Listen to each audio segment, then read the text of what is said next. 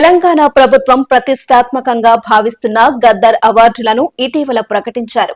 2024 ఏడాదికి గాను పలు విభాగాల్లో అవార్డులను అనౌన్స్ చేశారు. అలాగే 2014 నుంచి 2023 వరకు ప్రతి ఏడాది 3 ఉత్తమ చిత్రాలను ఎంపిక చేశారు. అవార్డుల ఎంపిక పట్ల దాదాపు అందరూ సంతృప్తిగానే ఉన్నారు. కానీ 2014కి గాను ఉత్తమ చిత్రాలలో మనం సినిమాకి చోటు దక్కకపోవడం హాట్ టాపిక్ గా మారింది. అక్కినేని త్రయం నాగేశ్వరరావు, నాగార్జున, నాగ చైతన్య ప్రధాన పాత్రల్లో విక్రమ్ కుమార్ దర్శకత్వంలో రూపొందిన చిత్రం మనం.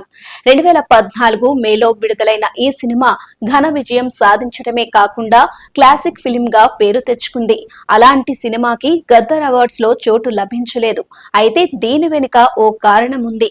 అదేంటంటే ఇవి తెలంగాణ ప్రభుత్వం ఇస్తున్న అవార్డులు కాబట్టి తెలంగాణ రాష్ట్ర ఆవిర్భావ దినోత్సవం తరువాత సెన్సార్ అయిన సినిమాలను పరిగణలోకి తీసుకున్నారు.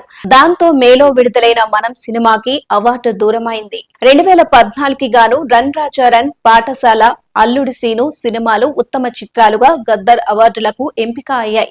పాఠశాల సినిమా ఎంపిక పట్ల ఎవరూ ఎలాంటి అభ్యంతరం చెప్పలేదు.